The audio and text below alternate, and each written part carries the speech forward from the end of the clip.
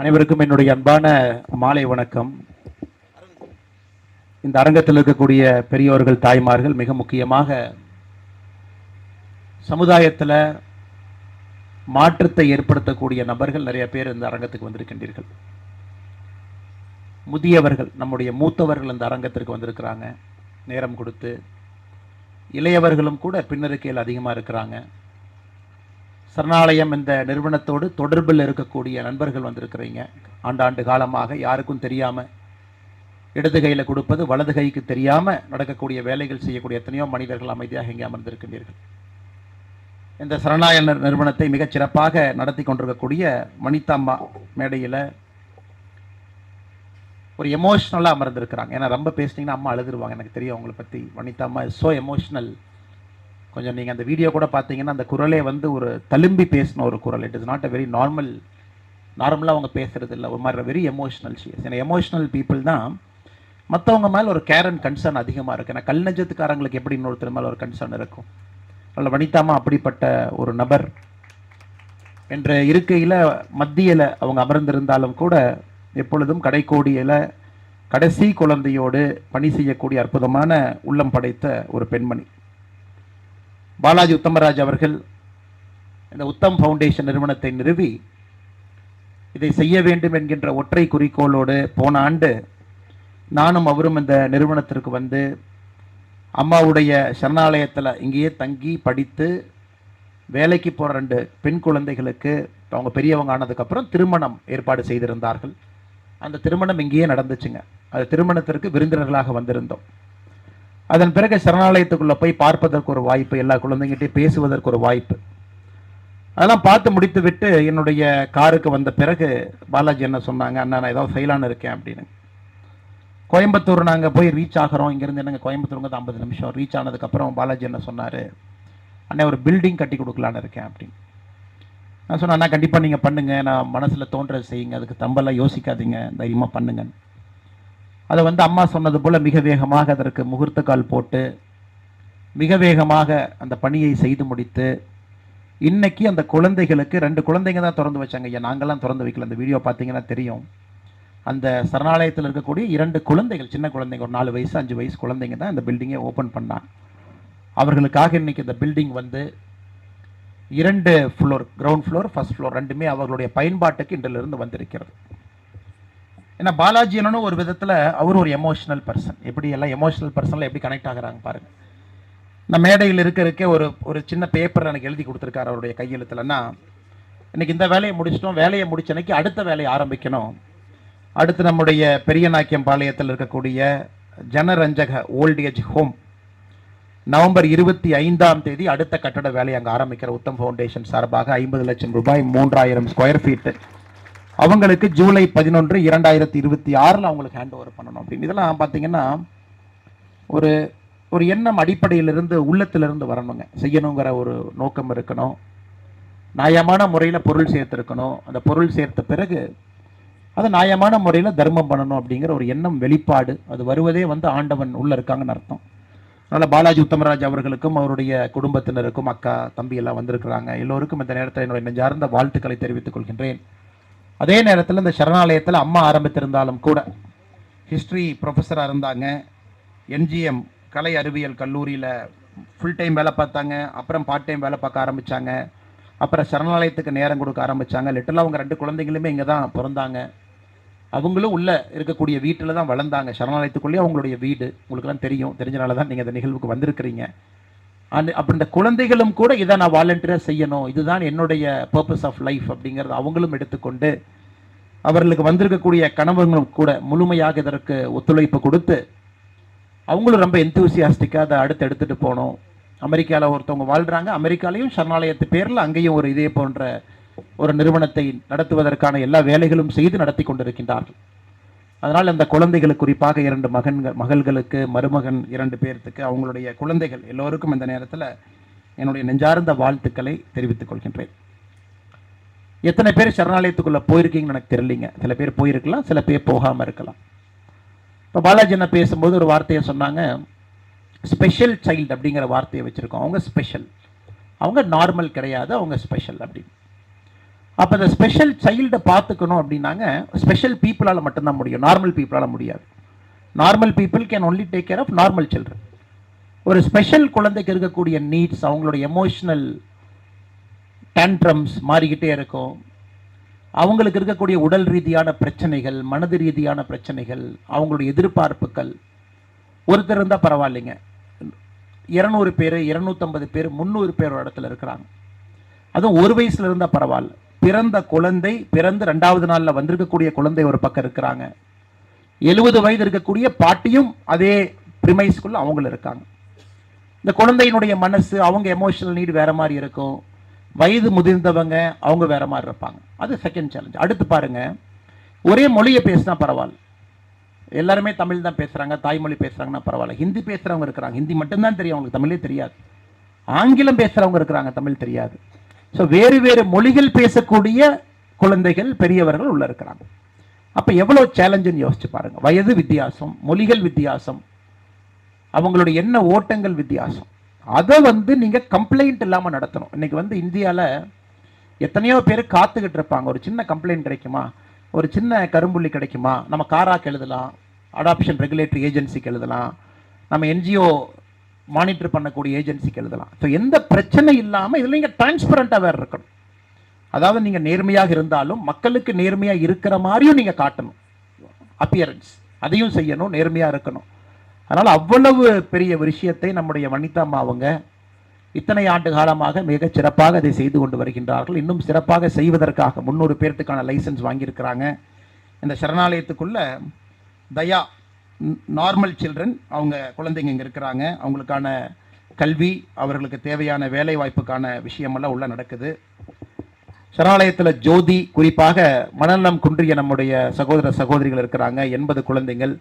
அவங்கெல்லாம் ஸ்ட்ரீட்ல இருந்து ஆர்ஃபன்ஸ், அப்பா அம்மா விட்டுட்டு போனவங்க. ஒரு பாப்பா மத்திய பிரதேஷ் போபாலில் இன்ஜினியரிங் ஸ்டூடெண்ட், இன்ஜினியரிங் படிக்க படிக்க ஸ்கீசோஃபெனியா. அப்பா அம்மா 2 பேருமே வேண்டான்னு அந்த குழந்தையை ஒதுக்குறாங்க. அவங்க பூனேல போகக்கூடாத ஒரு இடத்துக்கு போய் மாறிக்கிறாங்க, தெரியாத நபர்கள் கையில் மாட்டி. அப்பா அம்மா வேண்டான்னு சொன்னதுக்கப்புறம் அந்த குழந்தையை கூட்டிகிட்டு வந்து இங்கே இருக்கிறாங்க அந்த பாப்பா. அதே போல் இன்னொரு பாப்பா, அவங்க இஸ்லாமியர், கணவன் ஹிந்து, கல்யாணம் ஆகுது, 2 குழந்தைகள் பிறக்கிறாங்க. வீட்டில் கணவன் அடித்து அந்த அம்மாவுக்கு மனநலம் குன்றி இன்னைக்கு குழந்தைகள் 2 பேரும் அவங்க கணவன் இருக்காங்க, இவங்க இங்கே இருக்கிறாங்க. அவங்க இப்போ போய் பேசினா கூட என் குழந்தைய எனக்கு கொடுங்க அப்படின்னு தான் கேட்குறாங்க. அதனால் ஒருத்தருமே ஒரு ஸ்பெஷல் பர்சனுங்க. ஒருத்தருக்கு ஒரு கதை, ஒருத்தருக்கு ஒரு ஸ்டோரி, ஒருத்தருக்கு ஒரு பேக்ரவுண்ட். நம்ம பொறுமையாக உட்காந்து ஒரு 2-3 மணி நேரம் எடுத்து ஒருத்தட்டையும் பேசும்பொழுது எவ்வளவு விதமான மனிதர்கள் உள்ள இருக்கிறாங்கன்னு நமக்கு தெரியும். அத்தனை பேர்த்தையும் அவங்க சந்தோஷமாக வச்சிருந்து, அவங்களுடைய உடல் ரீதியான பிரச்சனைகள், பெண்கள் நமக்கு தெரியும், அதுவும் எமோஷ்னலி அவங்கள டேக் கேர் பண்ண முடியாதவங்க. ஒரு வயதிற்கு மேலே நம்முடைய உடம்பை நாம் பார்த்து கொள்ள வேண்டும். ஆனால் இங்கே இருக்கிற நிறையா பேர்த்தினால ஒரு குறிப்பிட்ட வயதுக்கு பிறகும் கூட அவங்களுடைய உடம்பை அவங்களால பார்த்துக்க முடியாது, அதையும் இவங்க பார்த்துக்கணும். ஸோ அப்படிப்பட்ட இடமாக சரணாலயம் இருக்குது. ஸ்வீகர் அப்படின்னு இன்னைக்கு லைசன்ஸ்ட் அடாப்ஷன் சென்டர் அது நடத்துகிறாங்க. காராக்கு கீழே, கவர்மெண்ட் ஆஃப் தமிழ்நாடு கீழே. பிரீத்தம் சீனியர் சிட்டிசனுக்கான retirement community center. Sathvik autism இருக்கக்கூடிய குழந்தைகளுக்கான இடம் சாத்விக் உள்ள இருக்குது. பிரியம் சீனியர் சிட்டிசனில் அண்டர் ப்ரிவிலேஜ், அவங்களுக்கு வருமான வசதி இல்லாதவங்களை முழுமையாக பார்த்து கொள்வதற்கான ஏற்பாடு. இத்தனை விஷயங்கள் உள்ளே நடந்து கொண்டிருக்கிறது. அதனால் என்னுடைய அன்பான வேண்டுகோள், யாராவது இங்கே நான் பார்க்காம இருக்கேன், நான் உள்ளே போகலின்னு நினச்சிங்கன்னா, குறிப்பாக நம்முடைய கட்சி நண்பர்கள் நிறைய பேர் வந்திருக்காங்க, பின்னாடி இளைஞர்கள் இருக்கிறாங்க. உங்களுடைய பிறந்த நாளுக்கோ திருமண நாளுக்கோ, குழந்தையினுடைய பிறந்த நாளுக்கோ திருமண நாளுக்கோ நீங்கள் உள்ளே போங்க. அவங்களுக்கு நீங்கள் குழந்தைகளை உள்ளே கூட்டிகிட்டு போய் அவங்களோட பழக வைங்க.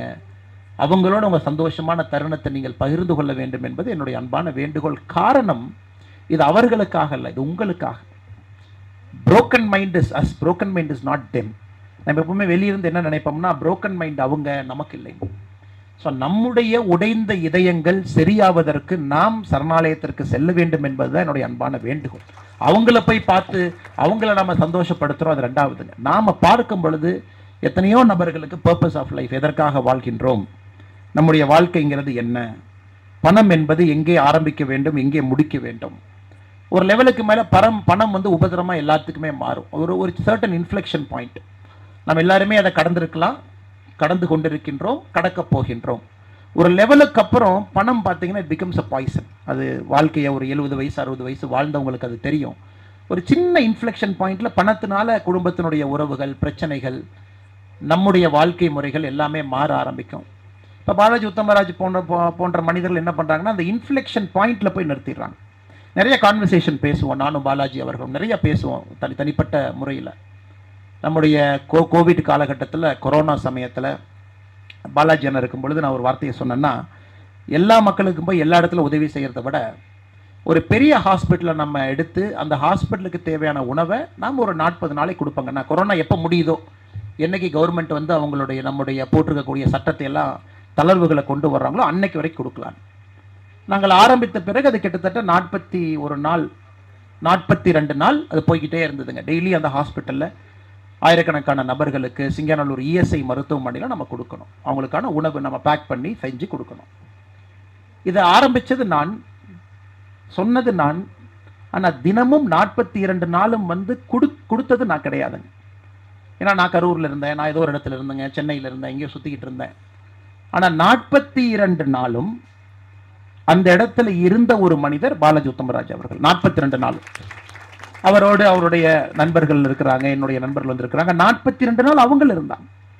Triple layering mask. நீங்க சிங்கிள் மாஸ்க் போட முடியாதுங்க, ட்ரிபிள் லேயர் பண்ணணும். ஏன்னா மிஸ்டேக்கன்லி பேஷண்ட்ஸ் வந்து உணவுக்காக நிற்கிறாங்க. ஏன்னா அந்த பேஷண்ட்ஸ் அட்மிட் பண்ணிட்டு யாரோ போயிட்டாங்க. அந்த பேஷண்ட்டுக்கு ஹாஸ்பிட்டலில் கொடுக்கக்கூடிய உணவு பிடிக்கல. ஸோ அவங்க கோவிட் பேஷண்ட், அவங்களும் ஒரு மாஸ்க்கை போட்டுட்டு வந்து அவங்களும் கீழே நிற்கிறாங்க. ஸோ நீங்கள் யாருக்கு கொடுக்குறீங்களே உங்களுக்கு ஒரு லெவலுக்கு மேலே டவுட் ஆயிரும். அவங்க வந்து பேஷண்ட்டா இல்லை பேஷண்ட்டோட அட்டெண்டர் வந்து பேஷண்ட்டுக்கு வாங்கிட்டு போகிறாங்களா அப்படின்னு. ஸோ அந்த 42 நாளும் கிட்டத்தட்ட 4 மணி நேரம் போகிறதுக்கு முன்னாடி, ஏன்னா வீட்டில் குழந்தைங்க இருக்கிறாங்க, அம்மா இருக்கிறாங்க, அப்பா இருக்கிறாங்க, அதெல்லாம் நீங்கள் குளிச்சு அங்கே போய் ஒரு 4-5 மணி நேரம் செய்து முடித்த பிறகு நான் 42 நாள் ஒரு 4 நாள் தாங்க நான் கொடுத்துருப்பேன். அன்னைக்கு தான் என்னால் வர முடிஞ்சது, கூட இருந்து. ஸோ அன்றையிலிருந்து பாலாஜி உத்தமராஜ் அவர்கள்ட்ட ஒரு ஆழ்ந்த ஒரு நெருங்கிய தொடர்பு, நிறைய விஷயங்கள் நாங்கள் லைஃப்பை பற்றி பேசுவோம். அப்புறம்னா பாலாஜி என்ன சொன்னாங்கன்னா, இனிமேல் நான் எதுவும் சம்பாதிக்க போகிறதில்ல முடிவு பண்ணிட்டேன், ஐம் டன் வித் லைஃப் அப்படி. நான் எவ்வளவு சம்பாதிச்சனோ அதெல்லாம் இன்னி போதும் எனக்கு. நான் இதுக்கு மேலே வந்து ஒரு பொருளையும் செல்வத்தையும் தேட வேண்டும் என்கின்ற எண்ணம் எனக்கு இல்லை. இருக்கக்கூடிய பொருளையும் செல்வத்தையும் மக்களுக்கு பகிர்ந்து கொடுக்க வேண்டும் என்கின்ற எண்ணம் எனக்கு வர ஆரம்பிச்சிருச்சுங்க. நான் இனி செல்வத்தை நோக்கி நான் ஓட போகலை.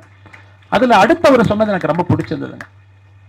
நான் கேட்டேன்னா, அது உங்களுடைய எண்ணம் தான். ஒரு மனுஷனுக்கு 10,000 கோடி பத்தாது, இன்னொருத்தருக்கு 1 கோடி போதும், இன்னொருத்தருக்கு 1 லட்சம் போதும், 10,000 போதும், மனம் தான் அது.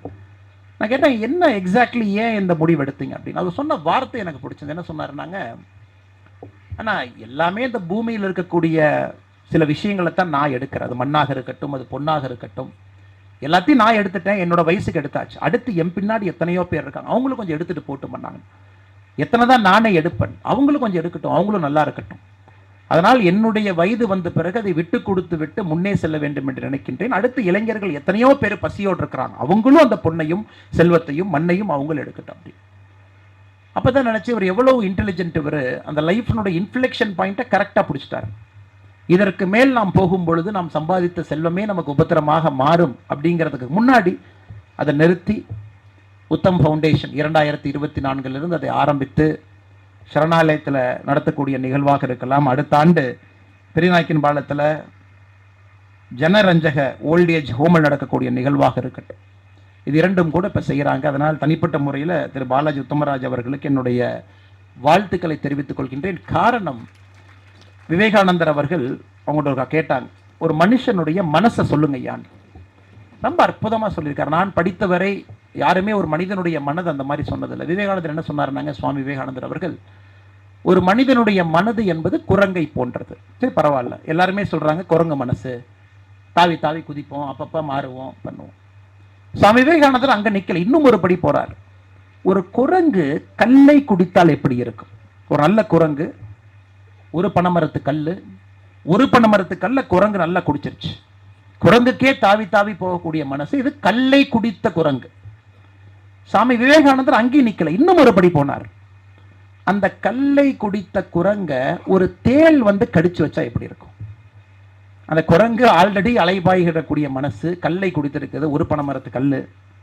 அந்த கல்லை குடிச்ச குரங்க ஒரு தேள் வந்து கடிச்சு வச்சிருக்கு. அந்த குரங்கனுடைய மனது எப்படி இருக்குமோ அதுதான் மனிதனுடைய மனது அப்படின்னாரு. உங்களுக்கு விவேகானந்தர் அவர்களை பொறுத்தவரை பல புத்தகங்கள் சுவாமி அவர்கள் எழுதியிருந்தாலும் கூட, மிக முக்கியமாக நம்முடைய யோக சூத்திரத்தை பற்றி எழுதியிருப்பாங்க. ரொம்ப அற்புதமான புத்தகம். அதனுடைய ஆரம்பத்தில் இதை பற்றி சொல்லியிருப்பாங்க. அப்படிப்பட்ட மனதிற்கு ஒரு யோகக்கலை வேண்டும். அந்த மனதை சாந்தப்படுத்தி சமாதானப்படுத்தி அந்த மனதுக்கு தெரிய வேண்டும் எதற்காக நான் பிறந்திருக்கின்றேன். அந்த ஆன்மாக்கு தெரியும் பொழுது வாழ்க்கை உண்மையாலுமே ஆரம்பிக்கிறது அப்படிங்கிறாரு. அதனால் நம்ம எல்லோருக்குமே குரங்கு மனம், கல்லை குடித்த குரங்கு மனம், கல்லை குடித்த குரங்கை தேல் கொட்டிய ஒரு குரங்கு மனமாக நாம் இன்னைக்கு மாறிக்கிட்டு இருக்கோம். Technology, addiction, cellphone, WhatsApp, Instagram. அதனால் இன்னைக்கு குறிப்பாக இளைஞர்களுக்கு ரொம்ப டிஸ்ட்ராக்டடான ஒரு வாழ்க்கை வாழ்கிறாங்க. இங்கே இருக்கக்கூடிய மூத்தவர்கள் இருக்கிறீங்க, உங்களை விட குழந்தைகள் அவங்க ரொம்ப டிஸ்ட்ராக்டடான ஒரு வாழ்க்கை. ஆய்வுகள் சொல்கிறாங்க 40 நிமிஷத்துக்கு மேலே ஒரு மனுஷங்கிட்ட பேசாதீங்க, அவங்களுக்கு அதுக்கு மேலே தெரியாது. ஸோ நம்ம என்ன பண்ணிட்டோம், கிளாஸ் ரூம் எல்லாம் 40 நிமிஷத்துக்கு கொண்டு வந்துட்டோம். ஏன்னா அதுக்கு மேலே குழந்தைங்களால கவனிக்க முடியாது. எனக்கு சில இன்டர்நேஷனல் ஸ்கூல்ஸ்லாம் பார்த்தீங்கன்னா கிளாஸ் ரூம் 30 நிமிஷத்துக்கு கொண்டு வந்துட்டாங்க. நான் 2-3 பிரின்சிபல்கிட்ட கேட்டேன், என்னங்க 30 மினிட்ஸ் வச்சுருக்கீங்கன்னு. இல்லைங்க, ஸ்டான்ஃபோர்ட் பல்கலைக்கழகத்தில் ரிசர்ச் சொல்லுது, ஒரு குழந்தை 30 நிமிஷத்துக்கு மேலே ஒரு சப்ஜெக்டை அவங்களால கிரகிக்க முடியாது. அதனால் 30 நிமிஷம் முடிச்சோன்னே பிரேக் விட்டு அடுத்த சப்ஜெக்ட் போயிடுறோம் அப்படி. அப்போ யோசிச்சு பாருங்க, எப்படிப்பட்ட ஒரு உலகத்தை நாம் உருவாக்கி கொண்டிருக்கின்றோம். அது பள்ளிக்கூடத்தில் ஆரம்பித்து அது பிணவரை வரை, அந்த குழந்தை வளர்ந்து பெரிய மனிதனாக வரும் வரை எப்படிப்பட்ட உலகத்தில் உருவாக்குறோம். Distracted mind. அந்த மைண்டு விவேகானந்தர்கள் சொன்னது போல தேல் கொட்டி கல்லை குடித்த குரங்கு மனம் என்பதற்கு உதாரணமாக இன்னைக்கு அந்த குழந்தைங்களுக்கு ஒரு ஹீலிங் தேவைப்படுகிறது. ஹீலிங். என்னை தாண்டி ஒரு உலகம் இருக்கிறது, என்னை தாண்டி மனிதர்கள் இருக்கின்றார்கள். எத்தனையோ பேர் எனக்கு கிடைத்த வாய்ப்புகள் கிடைக்காம அவங்க இருக்கிறாங்க. பிறப்புல அனைவரும் சமம் என்று சொன்னாலும் கூட மனதளவில், உடல் உறுப்பளவில் எத்தனையோ பேருக்கு பிரச்சனை இருக்கு. இப்போ 2வது பக்கம் வர்றேன். இன்னைக்கு நாம் இருக்கக்கூடிய இங்கே எல்லோருமே முயற்சி செய்து நாம் அரசியலை மாற்றணும். அரசியல்லாம் ஓட்டு அரசியல், ஓட்டு பெட்டியில் ஓட்டு போடுறோம் அந்த மாதிரி இல்லைங்க கட்சி, அதை நான் சொல்ல வரலைங்க. ஏன்னா எத்தனை சுமைகளைத்தான் சரணாலயத்தில் வனிதம்மா போன்றவர்கள் சுமப்பார்கள். இப்போ நாம் ஒரு ஃபாரின் கண்ட்ரி போகிறோங்க ஐயா, ஒரு யூகேவோ மேலை நாடுகளுக்கு போகிறோம், அமெரிக்காவோ போகிறோம். எனக்கு எல்லா கவுண்டிஸும் பார்த்தீங்கன்னா யூகேல ஆல்மோஸ்ட் லாஸ்டில் தான் இருக்குது. நான் கடந்த ஆண்டு அங்கே ஒரு 4 மாதம் படிக்க சென்ற பொழுது நிறைய கவுண்டியில் போய் மேயர்லாம், சின்ன சின்ன மேயர்லாம் கிடைப்பாங்க, டீக்கெல்லாம் பேசுவாங்க. அவங்ககிட்ட நான் கேட்பேன், ஐயா அந்த எப்படி இந்த கவுண்டியை நீங்கள் நிர்வாகம் பண்ணுறீங்க, பணம் எங்கேருந்து வருது, செலவு எப்படி பண்ணுறீங்க, எப்படி இந்த கவுண்டி மேனேஜ்மெண்ட்டை பற்றி சொல்லுங்கள் அப்படி. அப்போ சொல்லுவாங்க, ஐயா எங்களுக்கு 100 ரூபா பணம் வரும், ப்ராப்பர்ட்டி டேக்ஸ், வீட்டில் இருக்கிற டேக்ஸ் கொடுப்பாங்க, பார்க்கிங் டேக்ஸ், கமர்ஷியல் டேக்ஸ், எங்கள் கவுண்டிக்குள்ள இருக்கக்கூடிய கடைகள் வருஷம் பணம் கொடுப்பாங்க. இது எங்களுடைய வருமானம் ஒரு பக்கம். செலவுகள் எங்கேன்னு காட்டுங்க ஐயா. எனக்கு ரொம்ப ஆச்சரியங்க, நான் பார்த்த கவுண்டியில் சராசரியாக 70% சோஷியல் செக்டர் ஸ்பெண்டிங் அப்படிங்கிற ஹெட்ல இருக்கும். ரோடு போடணும், அதெல்லாம் போடணும், அது ஒரு பக்கம் ஐயா, அதுவும் அரசனுடைய கடமை, செலவு கவுண்டியினுடைய கடமை. 70% சோஷியல் செக்டர் ஸ்பெண்டிங். அப்போ கேட்ப அந்த 70% என்னன்னு சொல்லுங்க ஐயா. ஐயா எங்கள் கவுண்டிக்குள்ள ஒரு மனநலம் குன்றிய குழந்தை பிறந்தால் அதை பார்த்து கொள்வது அரசனுடைய கடமை. அது அமெரிக்காவும் சரி, அது இங்கிலாண்டும் சரி. அப்போ ஒரு வீட்டில் ஒரு மனநலம் குன்றிய குழந்தை பிறந்த உடனே கவுண்டிலிருந்து ஒருத்தவங்க வீட்டுக்கு வருவாங்க. நீங்கள் டிக்ளேர் பண்ணணும், என் குழந்தை ஸ்பெஷல் சைல்டு. அவங்க வீட்டில் பார்ப்பாங்க நம்முடைய பொருளாதாரம் எப்படி இருக்கு, நம்மனால அந்த குழந்தைய பார்த்துக்கிற அளவுக்கு முதல்ல நாம கெப்பாசிட்டி இருக்கா, நமக்கு அந்த மனசு இருக்கான்னு பார்ப்பாங்க. இல்லாட்டி தான் அடாப்ஷன் சென்டருக்கு அடுத்து போவாங்க. அதன் பிறகு இல்லை நான் பார்த்துக்குவேன், நான் முழுசா பார்த்துக்க முடியாது, சரி ஓகே உங்களுக்கு ஒரு ஃபுல் டைம் கேர்டேக்கர் கொடுக்குறேன்னு கொடுப்பாங்க. அதாவது இந்த குழந்தை எந்திரிச்சதுலேருந்து குளிப்பாட்டி ட்ரெஸ் எல்லாம் குழந்தைக்கு போட்டு ஸ்கூலுக்கு கொண்டு போய் விட்டுட்டு வர்ற வரைக்கும் நாங்கள் பார்த்துக்கிறோம், உங்களுக்கு ஒரு கேர்டேக்கர் கொடுக்குறோம். இந்த குழந்தைக்கான கம்ப்ளீட் மருத்துவ வசதி அந்த நாடுகளில் இலவசம், அரசே பார்த்துக்கிறாங்க இங்கிலாண்டை பொறுத்த வரைக்கும். அது எவ்வளவு ஆச்சரியம்னாங்க ஐயா, அரசு ஒரு லெவலுக்கு மேலே இந்த ஸ்பெஷல் சைல்டு, மாற்றுத்திறனாளிகள் யார் இருக்காங்களோ அவர்களை பார்த்து கொள்வது என்னுடைய முதல் கடமை அப்படின்னு ஒரு சாப்டர் அவங்களுக்கு. அதன் பிறகுதான் அவங்க நம்மளை பார்த்துக்கணும். அந்த கவுண்டியில் 100 ரூபா அவங்க செலவு பண்ணணும்னா ஃபர்ஸ்ட் அந்த கவுண்டிக்குள்ள இருக்கக்கூடிய ஸ்பெஷல் சைல்டு யார் இருக்காங்க, மாற்றுத்திறனாளிகள் யார் இருக்காங்க, மூளை வளர்ச்சி குன்றியவள் யார் இருக்கிறாங்க, முதல்ல அவங்களுக்கு பட்ஜெட் அலோகேஷன் பண்ணிட்டு நார்மல் பீப்புள் நமக்கு பட்ஜெட் அலோகேஷன் பண்ணுவாங்க. ஸோ இப்போ என்ன ஆகுதுனாங்க, சரணாலயம் போன்ற நிறுவனத்தின் மீது வரக்கூடிய லோடு டிராஸ்டிக்காக குறையுது. ஸோ இன்னைக்கு நீங்கள் எல்லோருமே இங்கே இருக்கிறீங்க, வாக்காளர்கள் நீங்கள். நம்முடைய அரசியலும் இதை நோக்கி மாற்றுவதற்கான முயற்சியை நாம் எடுக்கணும் ஐயா. அதை பற்றி நம்ம பேசுகிறோம். நம்முடைய சமகாலத்தில் நம்முடைய வாழ்நாளில் ஒரு மாற்றுத்திறனாளி குழந்தையாக, ஸ்பெஷல் சைல்டாக யார் இருந்தாலும் கூட அந்த குழந்தைக்கு சமுதாயம் தன்னுடைய கடமை, என்னுடைய முதல் வேலை என்று சொல்லும் அளவுக்கு அரசு தன்னுடைய வேலையை அதுபோல் மாற்றி செயல்படுத்த ஆரம்பிக்க வேண்டும். அதெல்லாம் நீங்கள் நடத்தணும். ஒரு எம்எல்ஏ பார்ப்பீங்க, எம்பி பார்ப்பீங்க, எலெக்ஷனுக்கு பிரச்சாரத்துக்கு அரசியல்வாதி வருவாங்க. பேசும்பொழுது நீங்கள் சொல்லணும், இந்த மேனிஃபெஸ்டோவில் கொண்டு வாங்க, இதையெல்லாம் நீங்கள் செய்யுங்க. ஏன்னா நம்ம செய்ய வேண்டிய கட்டாயம் நமக்கு இருக்குங்கய்யா. இது ஒரு சைலண்ட் டிசீஸ். சரணாலயத்தில் 200 குழந்தைகள் நல்லா பார்த்துக்கிறாங்க. ஆனால் 2 லட்சம் 20 லட்சம் எத்தனை குழந்தைகள் சரணாலயம் போன்ற அமைப்புகள் கிடையாம வீட்டில் இருக்காங்க? எத்தனை பேர் இருக்கிறாங்க? எத்தனை பேர்? அப்பா அம்மாவோட கஷ்டத்தை யோசிச்சு பாருங்க. அன்றாடங்காட்சிகள், கூலிக்கு வேலைக்கு போறவங்க, கன்ஸ்ட்ரக்ஷன் வேலைக்கு போறவங்க, பல இடத்துல பார்த்துருக்காங்க. கன்ஸ்ட்ரக்ஷன் வேலையில் இருப்பாங்க. ஒரு ஸ்பெஷல் சைல்டு துணியில கட்டி காலுக்கு ஒரு சங்கிலி மாதிரி போட்டு கன்ஸ்ட்ரக்ஷன் ஷெட்ல கட்டி வச்சிருப்பாங்க. அதெல்லாம் பார்க்கும் பொழுது நமக்கு கண்ணீர் மட்டும்தான் வரும். அதே நேரத்தில் நாம் அதை செய்யக்கூடிய நிலைமையில் நாம் இல்லையே என்கின்ற கோபமும் ஆதங்கமும் வரும். ஐயா ஸ்கூலுக்கு போயிட்டாங்க, 6:30 மணிக்கு வீட்டுக்கு வந்திருக்கணும், மணி 10:30 ஆச்சு, வீட்டுக்கு வரல, நாங்கள் ஒரு மிஸ்ஸிங் கம்ப்ளைண்ட் நாங்கள் ரெஜிஸ்டர் பண்ணுறோம், நாங்கள் அதை இன்வெஸ்டிகேட் பண்ண ஆரம்பிக்கிறோம் அப்படின்னு. அது சாப்பிடும்போதே எனக்கு சின்ன ஒரு வயிற்றில் ஒரு ஒரு ஒரு விஷயத்தை உணர்ந்தேன். இது தப்பாக தான் எங்கேயோ போகுது, சரியான ஒரு விஷயம் மாதிரி தெரியல. இரவு 1 மணிக்கு இன்ஸ்பெக்டர் திரும்ப ஃபோன் பண்ணார். ஐயா அந்த மாதிரி நாங்கள் பாடியை கண்டுபிடிச்சிட்டோம். அந்த குழந்தையினுடைய பாடி வந்து ஒரு ஒரு மலை பிரதேசத்தில் ஒரு காட்டுக்குள்ளே she was raped and killed. 10வது படிக்கக்கூடிய ஒரு பெண் குழந்தை. ஸோ உடனே நான் ஒரு வீட்டிலேருந்து ஒரு 10 நிமிஷத்தில் கிளம்பி 1 hour 1.5 hours போக வேண்டிய தூரம். ஒரு 3 மணிக்கு காலையில் ஸ்பாட்டுக்கு ரீச் பண்ணுறோம். ஊர் மக்கள் எல்லாம் சேர்ந்து நிற்கிறாங்க, ரோட்டில் நிற்கிறாங்க. ஒரு 5000-6000 பேர். ஹைவேவை பிளாக் பண்ணிட்டாங்க.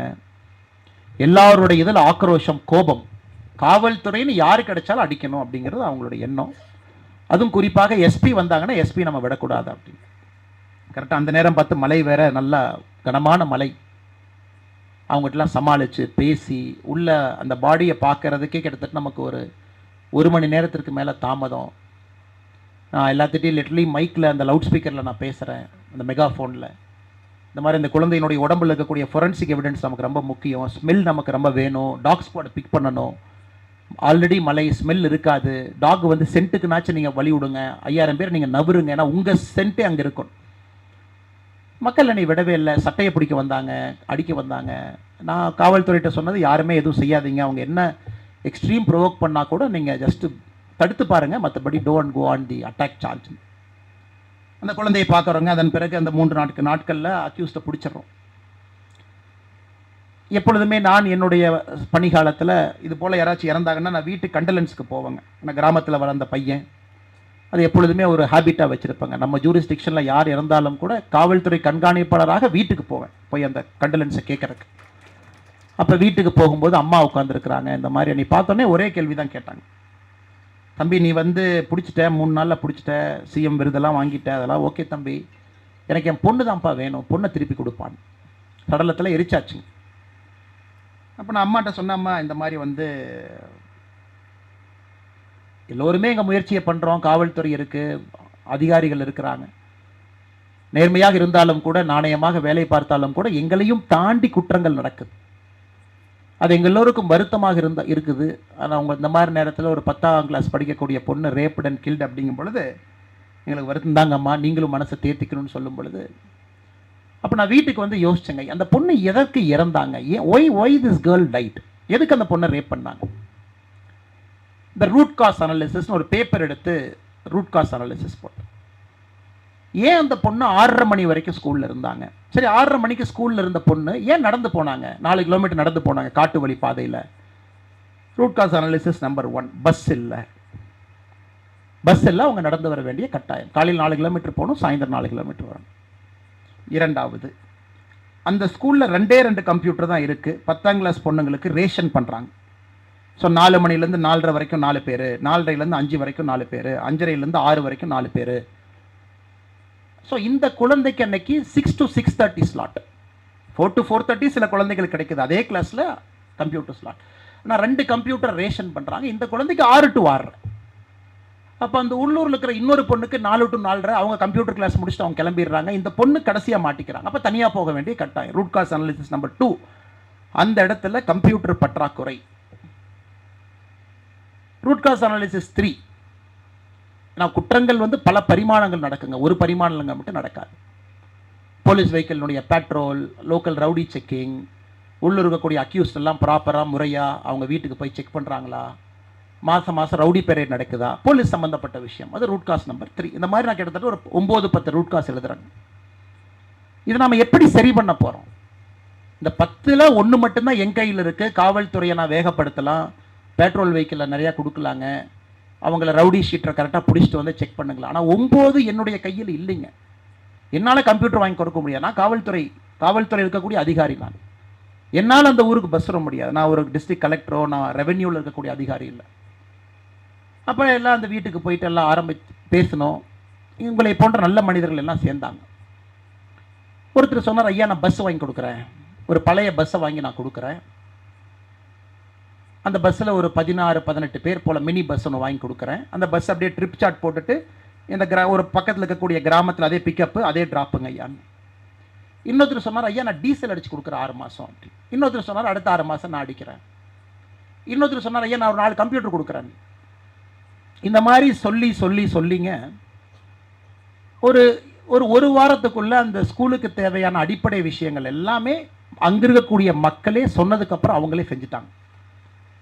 எதுக்காக இந்த விஷயத்தை நான் அடிக்கடி சொல்கிறேன் அப்படின்னாங்க, என்னை வேலையை விட வைத்த பல விஷயங்கள்ல இது ஒரு முக்கியமான ஒரு விஷயம். ஏன்னா நாம் இன்னும் கொஞ்சம் ஸ்கோப்பை பெருசாக திங்க் பண்ணணும், சமுதாயத்தினுடைய அடித்தளத்துக்கு போகணும், ரூட் காஸில் பிரச்சனையை சரி பண்ண ஆரம்பிக்கணும். அப்போ தான் மேலே வரும் பொழுது பிரச்சனை வராது.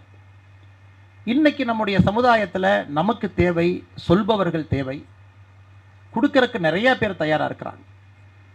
அதனால் நீங்கள் எல்லோருமே இன்னைக்கு சொல்லக்கூடிய இடத்துல சொல்லக்கூடிய இடத்துல நம்ம 4 பேர் சேர்ந்து நம்ம ஊரை பசுமையாக்கலாம். நம்ம 4 பேர் சேர்ந்து வாலண்டியர்ஸ் கொண்டு வந்து தெருவை குப்பை எடுக்கலாம். நாம் தமிழ் மன்றம் இருக்குது பொள்ளாச்சியில், குழந்தைங்களுக்கு தமிழ் சொல்லிக் கொடுக்கலாம். போன ஆண்டுக்கு முன்பு 54,000 பேர் 10ஆம் கிளாஸ் தமிழில் ஃபெயில் ஆகிருக்கிறாங்க. இந்தியாவில் எங்கேயுமே தாய்மொழியில் இவ்வளோ பேர் ஃபெயில் ஆனது கிடையாது. 54,000 பேர் தமிழ்நாட்டில் சொல்லிக் கொடுப்போம். அடிப்படை முக்கியமான நம்முடைய சங்ககால இலக்கியத்தை எல்லாம் நாம் சின்ன குழந்தைக்கு புரிகிற மாதிரி சொல்லிக் கொடுப்போம். ஸோ இதையும் ஒரு சேவையாகத்தான் நான் பார்க்குறேங்க ஐயா. எல்லோரும் சரணாலயம் நடத்த வேண்டும் என்கின்ற அவசியம் இல்லை. எல்லோரும் வனிதாம்மாவாக இருக்க வேண்டிய அவசியம் இல்லை. அது ஆண்டவன் ஒரு படைப்பு, வனிதாம்மா இருக்கிறாங்க, ஒரு சரணாலயம் நமக்கு இருக்கு. ஆனால் இங்கே இருக்கிற நாம் எல்லோருமே நாம் ஏதாச்சும் ஒரு வகையில் ஒரு சேவை பண்ணணும். பஸ் வாங்கி கொடுக்குறவங்க பஸ் வாங்கி கொடுக்கலாம், புக் வாங்கி கொடுக்குறவங்க புக் வாங்கி கொடுக்கலாம். உள்ளூர் கவர்மெண்ட் ஸ்கூலில் 10th ஸ்டாண்டர்டில் ஃபஸ்ட்டு மார்க் வாங்கின பையனை மேடை கூப்பிட்டு ஒரு லேப்டாப் கொடுக்கலாம். அரசு பள்ளிக்கு ஏதாச்சும் ஒன்று செய்யலாம். நம்ம செய்ய ஆரம்பிக்கும் பொழுது நமக்கான புரோக்கன் ஹார்ட்ஸ் ஹீலாக ஆரம்பிக்கும் என்பது என்னுடைய தியரிங்க ஐயா. நாம் ஒரு மேம்பட்ட மனிதர்களாக, நல்ல ஒரு மனிதர்களாக நாம் மாற ஆரம்பிப்போம். அதனால் அந்த இனிமையான விழாவிற்கு வந்திருக்கக்கூடிய எல்லா அன்பு சொந்தங்களுக்கும் கூட பெரியவர்கள்லாம் இருக்கிறீங்க, நம்மால் இயன்றதை செய்வோம். அந்த பொண்ணு பேரில் இன்னைக்கு வரைக்கும் நாங்கள் ஒரு எஸ்பியா நான் பொறுப்பேற்றுக்கிறேன் இல்லைங்களா. நான் வெறும் பேச்சு மட்டும் பேசிட்டு ஐயா நீங்கள் பஸ்ஸை கொடுங்க, நீங்கள் டீசலை கொடுங்க, நீங்கள் கொடுங்கன்னு சொன்னால் அப்போ நான் சொன்னேன், ஓகே நான் பொறுப்பேற்றுக்கிறேன். இந்த பள்ளிக்கூடத்தில் 10ஆம் வகுப்பில் இப்போ இருந்து வரக்கூடிய முதல் பெண் குழந்தை யார் இருக்காங்களோ அவங்களுக்கு இறந்து போன அந்த குழந்தையின் பேரில் நான் ஸ்காலர்ஷிப் எல்லா ஆண்டும் நான் கொடுக்குறேன். இன்னைக்கு எனக்கு 12 ஆண்டாக கரெக்டாக அங்கேருந்து கூப்பிடுவாங்க, அண்ணன் நீங்கள் கொடுக்கணும், அந்த பெண்ணு வந்திருக்காங்க. ஸோ இது காவல்துறை கண்காணிப்பாளராக இருந்து தொடர்ந்து வந்துட்டுருங்க. வேலையை விட்டாச்சு, இன்னொரு இடத்துக்கு வந்தாச்சு, ஊர் மாறியாச்சு, மாநிலம் வேறு இடத்துல இருக்கோம், அது நம்ம வேலைக்கு போன ஒரு இடம். இது எனக்கு எப்போவுமே அந்த ஒரு வருஷம், அந்த ஒரு வாரம் எனக்கு ரொம்ப ஒரு நிகழ்வு. நம்ம பழைய விஷயங்கள், அவங்க அம்மாட்ட இப்போவும் ஃபோன் பண்ணி கூப்பிட்டு பேசுவேன். அவங்க அம்மா எப்படி இருக்காங்கன்னு பக்கத்தில் யாராச்சும் அனுப்பி கேட்பேன். அந்த கவர்மெண்ட் ஸ்கூல் இன்னுமே இதே மாதிரி இருக்கா, இல்லை இடையில மக்கள் மறந்துட்டாங்களா, அது இல்லையா அப்படி. ஆனால் நிச்சயமாக நீங்கள் நிறைய செய்கிறீங்க. என்னுடைய அன்பான வேண்டுகோள், இன்னும் நாம் எல்லாம் செய்ய வேண்டும். சமுதாயத்தில் அவ்வளோ பிரச்சனைகள் இருக்குது. பணம் இருந்துதான் கொடுக்க வேண்டும் என்கின்ற அவசியம் இல்லை. குணம் இருந்தாலும் கூட குணத்தை கொடுத்தாலே அது பணத்தை விட பெருசு தான். அதையெல்லாம் கொடுப்போம். ரோட்டரி லைன்ஸுக்கெல்லாம் இன்றைக்கி பெரிய ஒரு பொறுப்பு அவங்களுக்கு இருக்குது. சமுதாயத்தில் மக்கள் உங்களை நம்புகிறாங்க. அரசியலை தாண்டி இருக்கக்கூடிய அமைப்புகள் ரோட்டரி லைன்ஸ் எல்லாம் எதை செய்தாலும் கூட அரசியல் லாப நோக்கம் இல்லாமல் செய்கிறீங்கன்னு மக்கள் நம்புகிறாங்க. ஜேசிஐயோ, ரோட்டரியோ, லைன்ஸோ, எத்தனையோ இயக்கங்கள். உங்களுடைய பொறுப்பு இன்னும் பெரிய பொறுப்பு. அதனால் இங்கே இருக்கக்கூடிய எல்லா ஆண்டோர்கள், சான்றோர்கள், பெரியவர்கள் எல்லாம் நிச்சயமாக வருகின்ற காலத்தில் இன்னும் சிறப்பாக இந்த நிகழ்ச்சியை ஒரு உந்துதலாக நாம் எடுத்துக்கொண்டு, அண்ணா ஆல்ரெடி சொன்னாங்க, ரமேஷ் அண்ணன் இருக்கிறாங்க, காயர் ரமேஷ் அண்ணன் எங்கே இருக்கிறாங்க, சிறப்பாக செய்து கொண்டிருக்கின்றார்கள். அதே போல் எல்லோருமே இங்கே இருக்கிறீங்க, பேர் சொல்லாமல் எல்லாம் அமைதியாக உட்கார்ந்துருக்கிறீங்க. அதனால் நீங்கள் செய்ய வேண்டும் நிச்சயமாக. அதனால் ஒரு நல்ல ஒரு சமுதாயத்தை நாம் உருவாக்க வேண்டும். அதே போல் அரசுகள் மாறும் பொழுது வரும் பொழுது நீங்கள் அரசுக்கு உந்துதல் கொடுத்து இந்த சோஷியல் செக்டர் ஸ்பெண்டிங், இன்னைக்கு பாருங்கள் காவல்துறை எஸ்எஸ்ஐ, கடைசியாக அதை முடிச்சுக்கிறேங்க ஐயா, உங்கள் பகுதியில் தான் பொள்ளாச்சி பக்கத்தில் ஒரு காவல்துறையினுடைய ஸ்பெஷல் சப் இன்ஸ்பெக்டரை வெட்டி கொண்டிருக்கிறாங்க. உங்கள் ஊர், உங்கள் பகுதி குடிமங்கலத்து பக்கத்தில் அவருடைய கிராமம். அவர் இன்னைக்கு தான் இப்போ தான் மின்மயானத்தில் 7 மணிக்கு அவருடைய பூத உடலை எரித்து கொண்டிருக்கின்றார். அதை யோசிச்சு பாருங்க ஐயா. இன்னைக்கு ஒரே நிமிஷம் நம்ம யோசிச்சு பார்ப்போம். காவல்துறையை திட்டுறது நமக்கு ஒரு நிமிஷம் தான். காவல்துறைன்னா அப்படி தாங்க, எல்லாரும் லஞ்சம் வாங்குவானுங்க, சிம்பிளாக நம்ம சொல்லிட்டு போயிடும் டீ கடையில். ஆனால் இந்த காவல்துறை அதிகாரி வயதானவர், 57 58 வயசு இருக்கக்கூடியவர், இரவு ரோந்து பணியில் இருக்கார். தோட்டத்தில் யாரோ 2 பேர் குடிச்சிட்டு சண்டை போட்டுக்கிறாங்க. அது கண்ட்ரோல் ரூமுக்கு மெசேஜ் போகுது. அவங்க ஒயர்லெஸில் சொல்கிறாங்க, பக்கத்தில் யாருப்பா இருப்பீங்கன்னு கேட்பாங்க கண்ட்ரோல் ரூமில். ஐயா நான் தாங்க ஐயா பக்கத்தில் இருக்கிறேன், என்ன ரோந்து வண்டியில் இருக்கேன்னு. 2 வீலரில் இருக்கிறாரு. அண்ணே போய் தோட்டத்தில் என்னென்னு போய் பாருங்கண்ணே அப்படிங்கிறாங்க. வண்டி எடுத்துகிட்டு தோட்டத்துக்குள்ளே வர்றாரு. இப்படி தான் நடக்கும். இதுதான் ஒரு இயற்கையாக நடக்கக்கூடிய விஷயம். 2 பேர் சண்டை போடுறாங்க. ஏன்னு கேட்குறீங்க, அருவாள் வச்சுருக்கிறாங்க. பையன் அப்பா ஆல்ரெடி தலையை வெட்டி தலையில் ரத்தம் வந்துக்கிட்டு இருக்கு.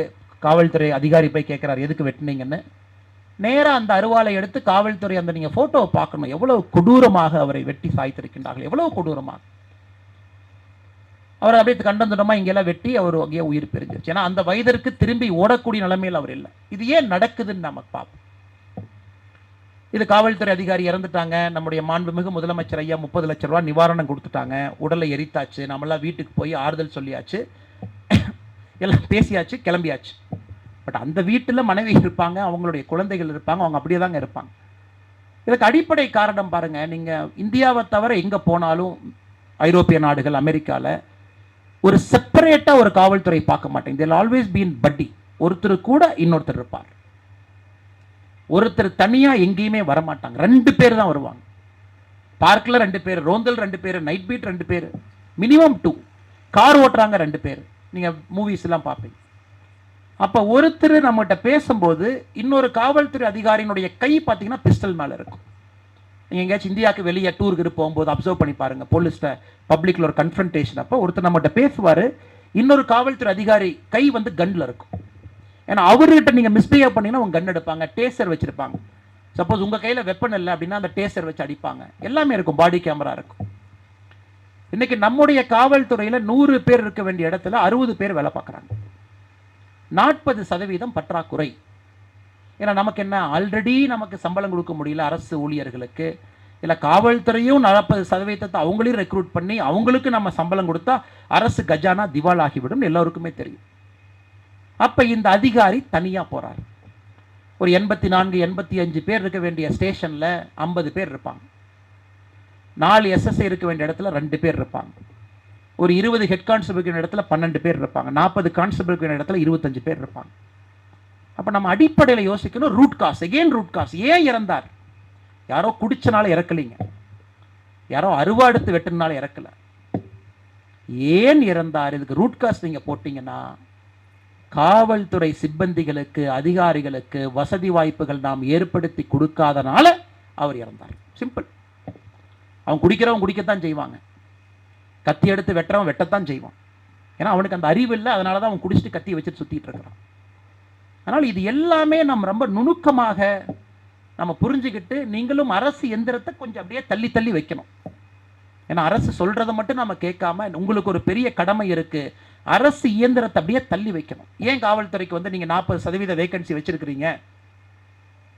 ஜெர்மனியில் நான் அதுக்கு முன்னாடி ட்ரைனிங் போகும்போது பார்த்துருக்குறேங்க. 8 மணி நேரம் ஷிஃப்ட் முடிஞ்சால் 8 மணி நேரம் அப்படியே வண்டி எடுத்துகிட்டு கிளம்பிடுவார். 8 மணி நேரத்துக்கு மேலே 1 நிமிஷம் வேலை பார்க்க மாட்டாங்க. ஆனால் இங்கே நம்முடைய காவல்துறை அதிகாரிகள், சிப்பந்திகள் எவ்வளோ நேரங்க? 15 மணி நேரம், 16 மணி நேரம், 17 மணி நேரம், 18 மணி நேரம். அதனால் எல்லா விஷயத்தையும் கூட அடிப்படை என்ன அப்படிங்கிறத நம்ம புரிஞ்சுக்கிட்டு, அந்த அரசியலை நோக்கி நீங்கள் எல்லா அரசியல் கட்சிகளையும் நகர்த்தி, அந்த அரசியலை நோக்கி எல்லா அரசியல் தலைவர்கள், உங்கள் எம்பி, எம்எல்ஏ, கவுன்சிலர், பஞ்சாயத்து தலைவர், அதை நோக்கி நீங்கள் நகர்த்த ஆரம்பிச்சிங்கன்னா ஒரு ஆரோக்கியமான சமுதாயம் நம்ம கட்டாயமாக பிறக்கும். நம்முடைய காலகட்டத்தில் நம் கண் முன்னாடி நாம் அதை பார்ப்போம்.